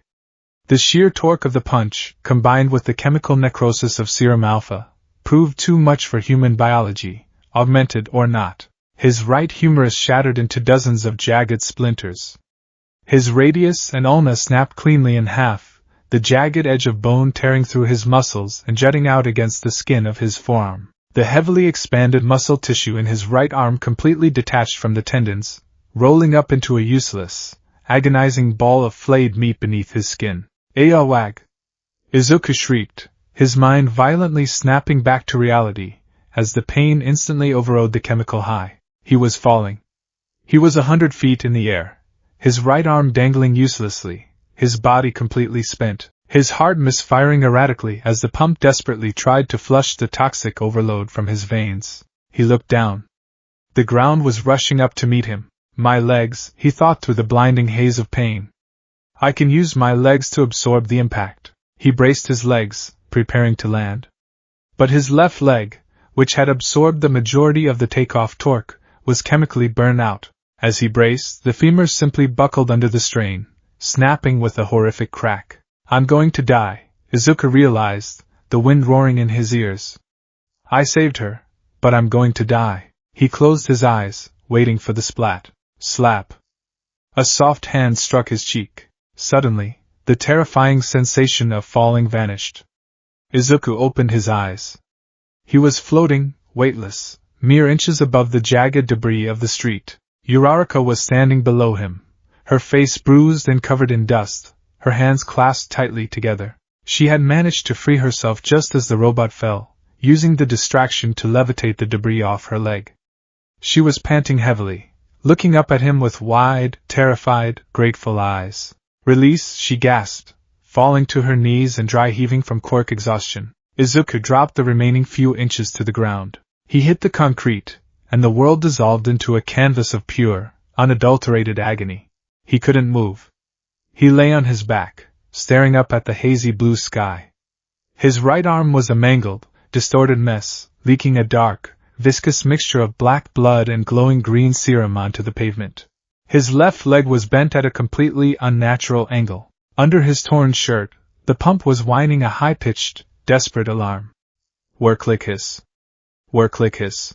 It was frantically pumping saline and coagulant into his system, trying to stave off the fatal crash, but the lines were clogged with his thickened, toxic blood.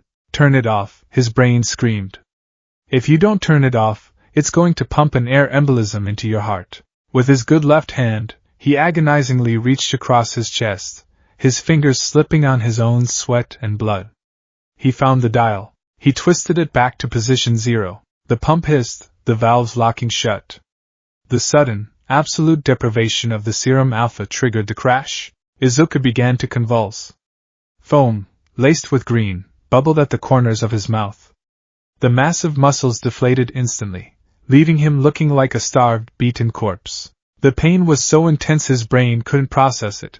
It felt like he was burning alive on a molecular level. Footsteps rushed toward him. The other examinees were gathering around, staring in absolute horror at the broken, bleeding boy who had just annihilated a mechanical god. Is he alive? Someone whispered. Look at his arm. It's completely destroyed. Step aside, step aside. A sharp, commanding voice broke through the crowd. An elderly woman in a doctor's coat and a syringe-shaped walking stick hurried forward. Recovery girl, UA's premier medical professional. She knelt beside Izuku, her eyes narrowing as she took in the horrific extent of his injuries. Good heavens, boy. You've pulverized your own skeletal structure. She leaned down, puckering her lips. Her quirk, heal, worked by artificially stimulating the body's natural cellular regeneration, using the patient's own stamina to rapidly heal injuries. She kissed Izuku's forehead. The reaction was immediate and catastrophic. Gala! Izuku's eyes snapped open, a scream of pure, unfiltered torture ripping from his throat. He thrashed violently, his good arm gripping the concrete so hard his fingernails tore off. Recovery girl stumbled back, her eyes wide with shock. His cells, she realized, her medical expertise instantly identifying the horrifying anomaly. When her quirk activated, it forced his cells to divide and heal. But Izuku's cells were entirely soaked in the toxic, necrotic residue of serum alpha. By forcing them to divide, Recovery girl hadn't healed him, she had hyperaccelerated the chemical burn. She was literally cooking him alive from the inside out. Stop! Izuku choked out, blood spilling over his lips, his hand clutching his chest where the hidden harness dug into his flesh. Didon, don't use your quirk, it burns. Recovery girl stared at the boy. She looked at the strange, unnatural glow of the blackish-green blood pooling around his shattered arm. She looked at his chest, noticing the faint, rectangular outline of machinery hidden beneath his torn shirt, and the surgical tubing pressing against his collarbone. She had seen underground fighters. She had treated villains high on trigger. But this was something entirely new, and entirely terrifying. Bring a stretcher. Now! She barked at the automated medical robots rolling onto the scene. She leaned down, her face inches from Izuku's, her voice dropping to a harsh, grave whisper meant only for his ears. I don't know what you've put in your veins, boy, she whispered, her eyes filled with a mixture of pity and severe reprimand. But this isn't a quirk. You are rotting from the inside out. If you ever push yourself like this again, there won't be a body left for me to bury. Izuku looked up at her through half-lidded, bloodshot eyes. He couldn't speak. He could only listen to the erratic, weak thump-thump of his failing heart, a grim reminder that he had survived the battle, but the war against his own body had only just begun. As the darkness finally rose to claim him, pulling him into a deep, merciful unconsciousness, the last thing Izuku Midoriya felt was the cold, unyielding metal of the pump resting against his ribs. His engine was broken. But he had passed the test. The letter from Yue High School did not bring tears of joy to the Midoriya household. It brought a heavy, suffocating silence. Izuku sat on the edge of his bed, his right arm bound in a heavy, rigid polymer cast, suspended in a sling. His left leg was braced in carbon fiber splints. His skin still held the sallow, grayish tint of someone who had recently danced on the very edge of multiple organ failure. On the desk in front of him, a small metal disc projected a high-definition hologram of All Might. You passed the written exam with flying colors. And in the practical, you scored an astonishing 74 rescue points. Izuku Midoriya, this is your Hero Academia. The hologram clicked off, leaving the dark room illuminated only by the faint, clinical glow of the computer monitor where Izuku had been running chemical simulations. He had done it. He had achieved the impossible.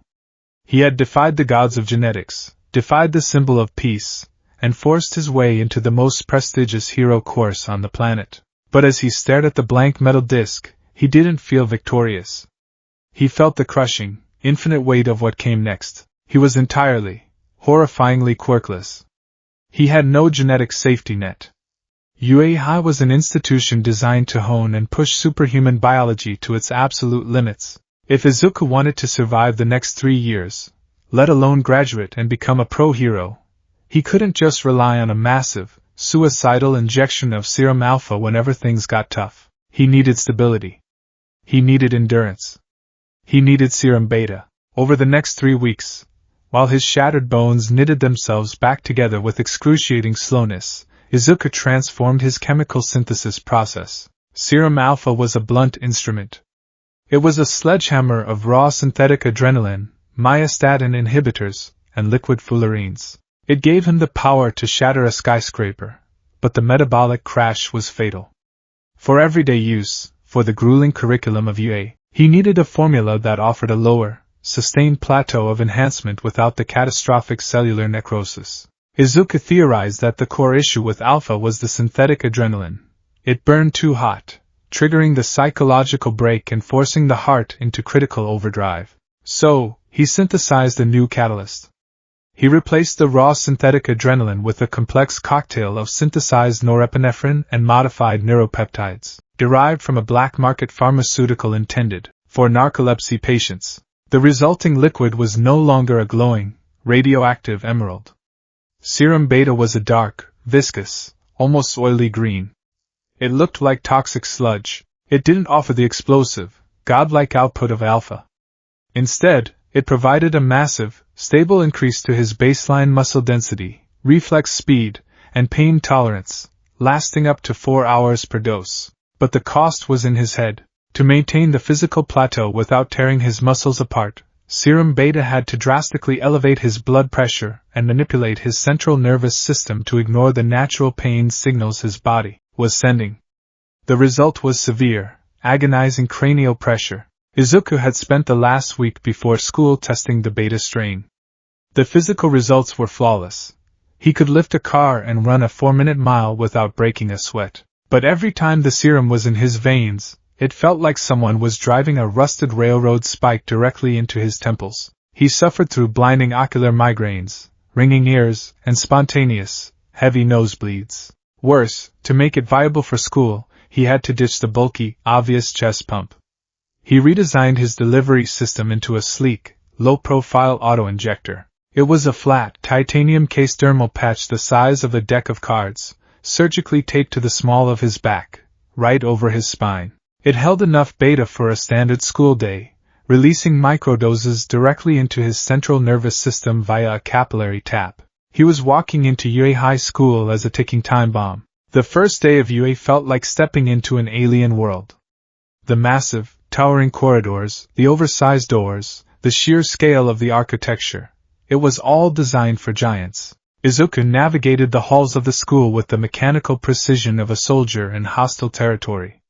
His UA uniform was tailored slightly loose to hide the sudden, dense muscle mass he had acquired, as well as the heavy bandaging still wrapped around his right forearm. He found the towering door marked 1A and stepped inside. The classroom was already buzzing with activity. To his left, the tall, blue-haired boy from the entrance exam, Tenya Ida, was rigidly chopping his arms through the air, loudly lecturing Katsuki Bakugo about having his feet on the desk. Bakugo was leaning back, his red eyes narrowed in absolute defiance, a cruel smirk playing on his lips. Izuku paused in the doorway.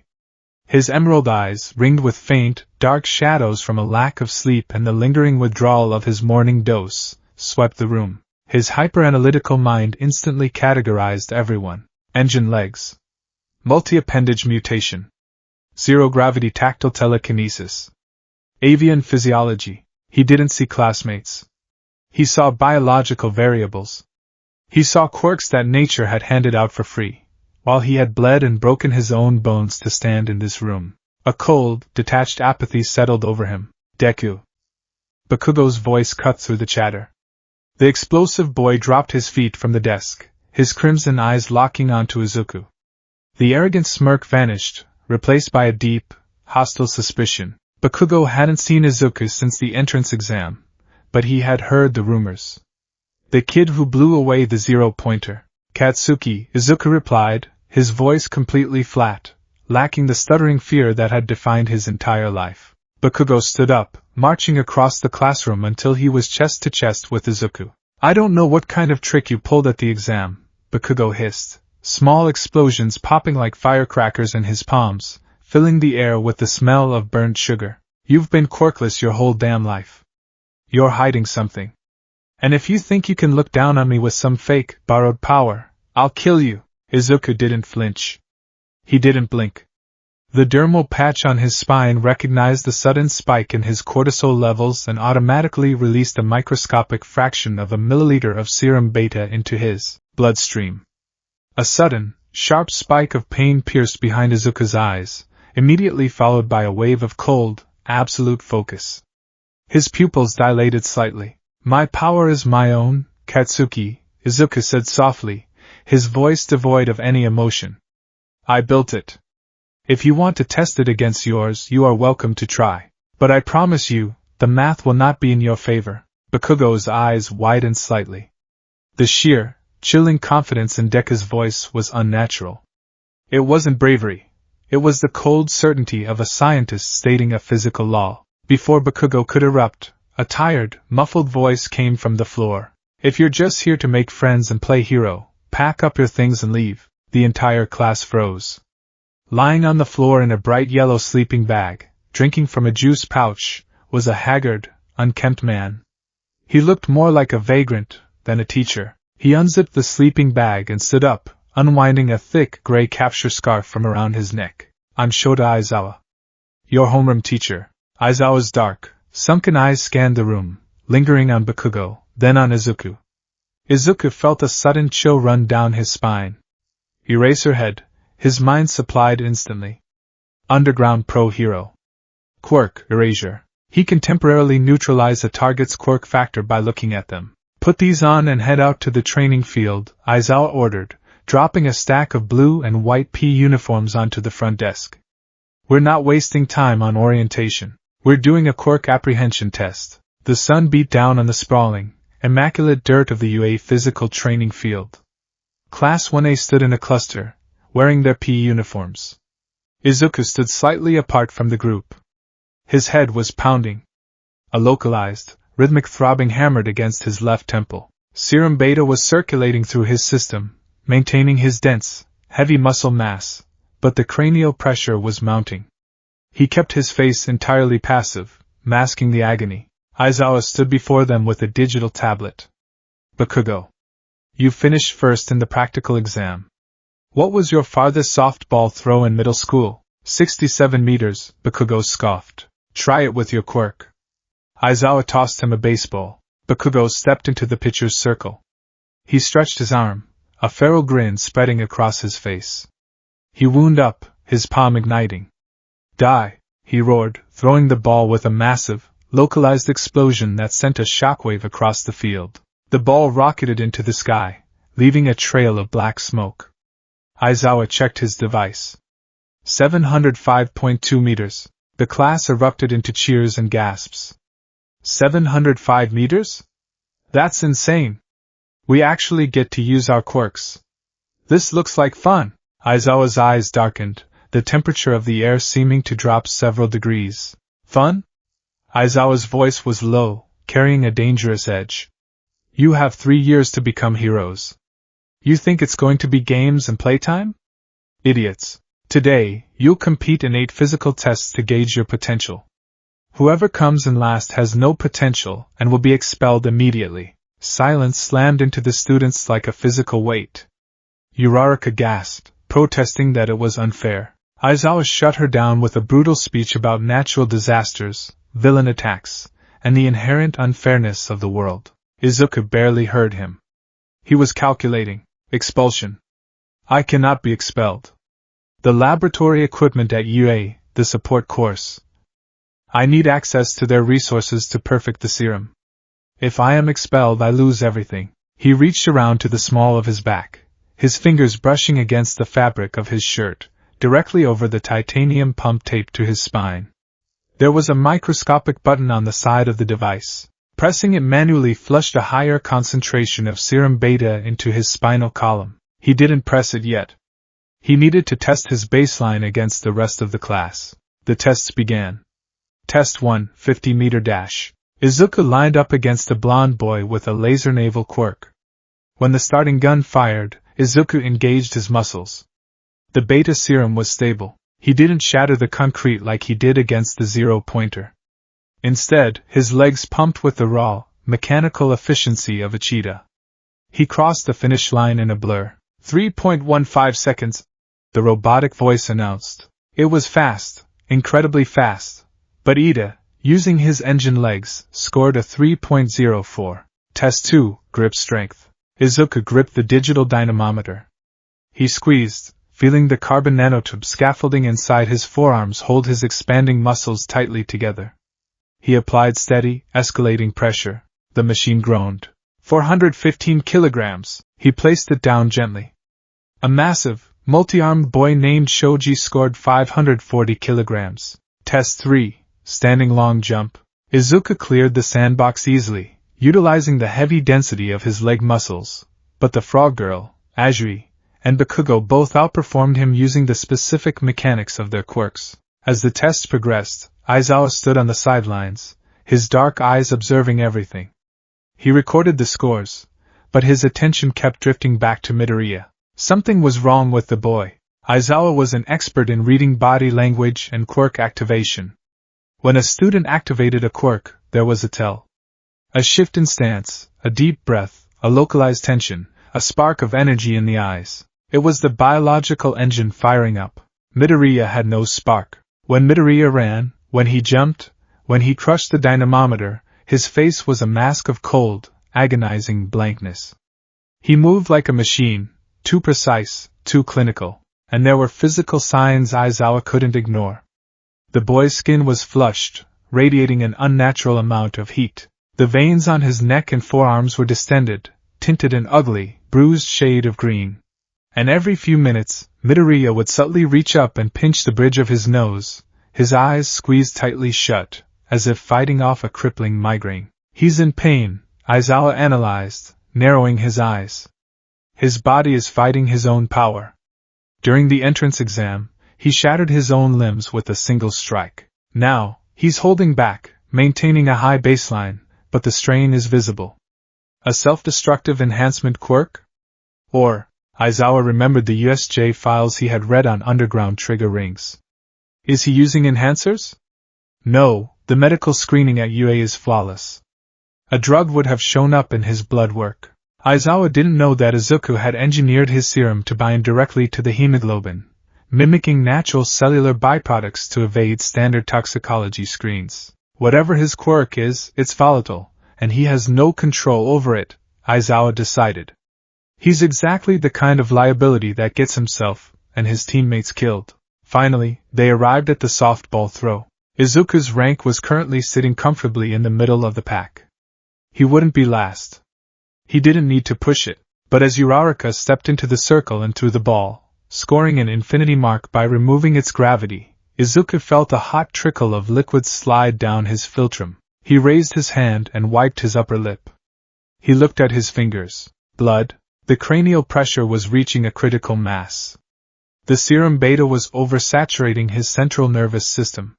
His capillaries were beginning to burst from the sustained hypertension. He quickly wiped the blood on the leg of his pea pants, praying nobody noticed. Midoriya, Aizawa called out, his voice sharp.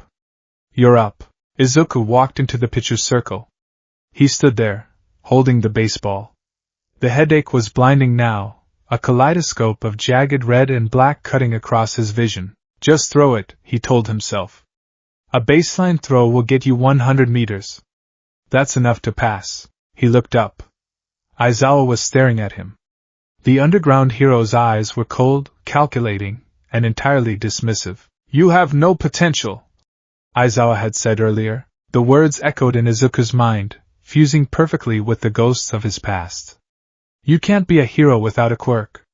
Take a swan dive off the roof.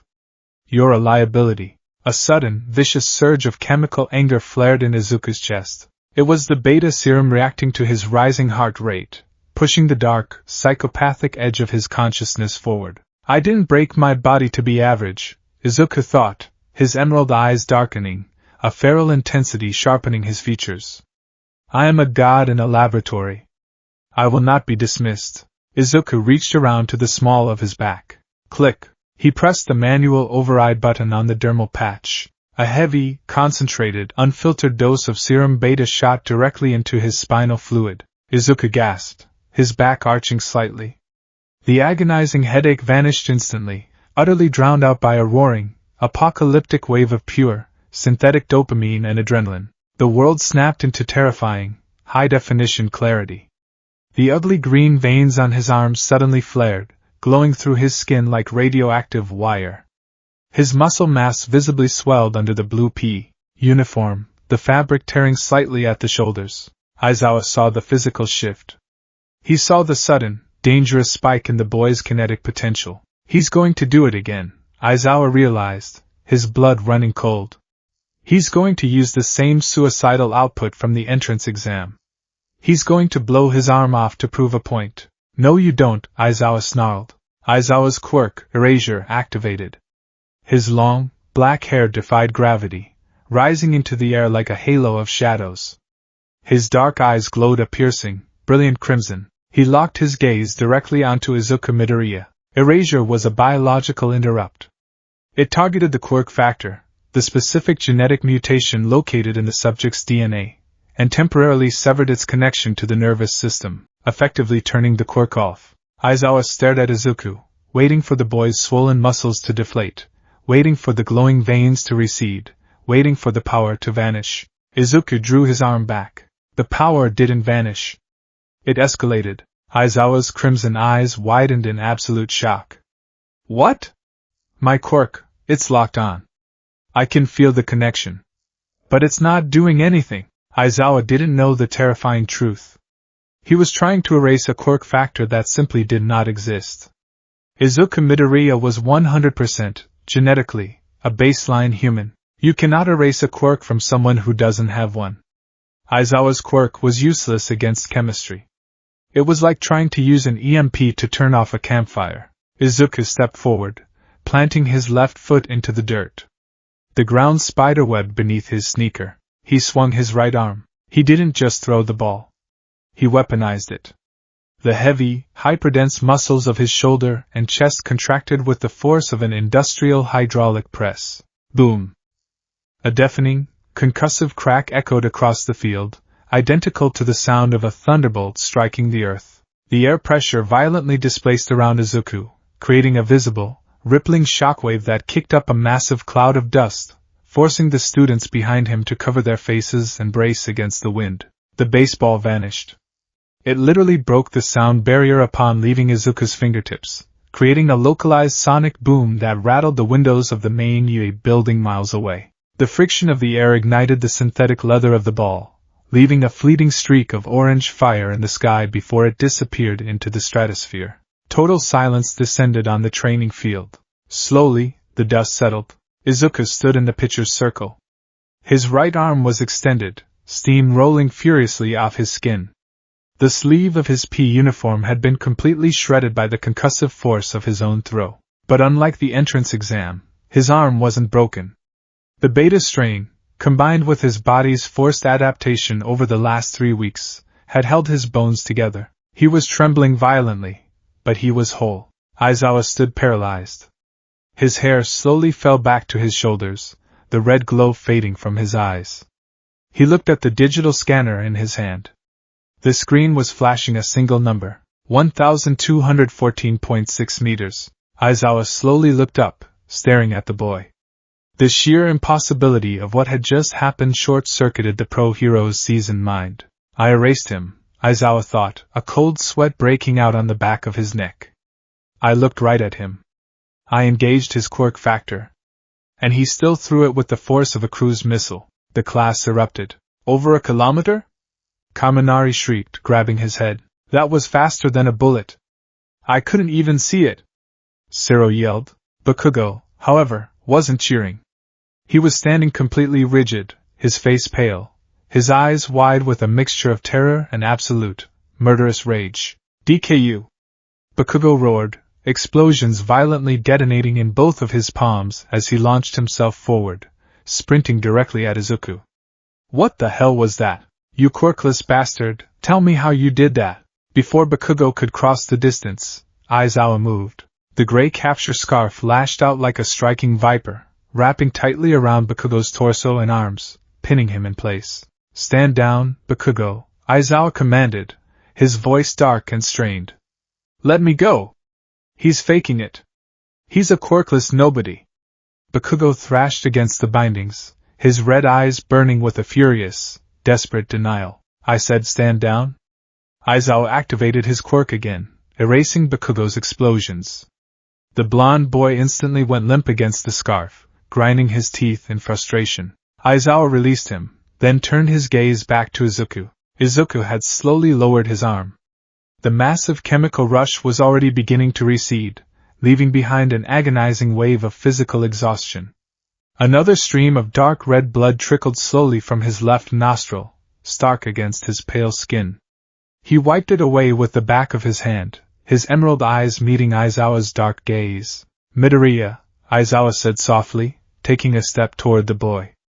The rest of the class fell completely silent, sensing the immense tension radiating from their teacher. Explain yourself? Explain what, sir? Izuku replied, his voice terrifyingly calm, devoid of the exhaustion that was ripping his body apart. My quirk, Aizawa stated, his eyes narrowing to slits. I activated erasure before you threw that ball. I looked directly at you. And yet your power didn't even flicker. Why? The class gasped. Murmurs broke out. Erasure didn't work? Is that even possible? What kind of quirk is immune to Eraserhead? Izuku's hyperanalytical mind went into absolute overdrive. He knows. He knows it's not a standard quirk. If I tell him the truth, that I am chemically augmenting myself with a synthesized bioweapon, he will arrest me. He will hand me over to the police, and my life is over. I need a lie. A perfect biological lie. Izuku took a deep breath, steadying his violently trembling legs. You couldn't erase it, Mr. Aizawa, Izuku said, raising his chin slightly, locking eyes with the pro-hero, because there's nothing to erase. Aizawa stopped walking. Clarify. My quirk. Izuku began, spinning the lie with the cold, detached precision of a sociopath. It's classified in my medical files as an anomalous physiological state. I call it adrenaline trigger. Izuku pointed a finger to his own temple. I don't possess a quirk factor. Not in the traditional sense. I don't have a genetic off switch. My power is entirely hormonal and structural. Under extreme stress or conscious demand, my endocrine system floods my body with a hyper-concentrated, mutated strain of adrenaline, while my cellular structure instantaneously condenses to handle the kinetic output. Izuku let his hand drop. He gestured to the shredded sleeve of his uniform, to the glowing, bruised veins on his arm. It's not an ability, sir. It's a biological reaction. It's biology. Your quirk targets the genetic factor that activates power. But you can't erase my adrenal glands. You can't erase my bone density. You can't turn off my biology any more than you can erase a mutant type's extra arms. Aizawa stared at him, his mind racing. A pure physical mutation, Aizawa thought, scrutinizing the boy's flushed skin, the bloody nose, the mechanical, pained way he moved. A hormonal anomaly that mimics a strength quirk without a quirk factor. That would explain the excruciating physical toll. It explains the nosebleeds, the vascular distension, the lack of a spark. His body is literally poisoning itself with its own adrenaline. It made sense. It was biologically sound. It perfectly explained why erasure had failed.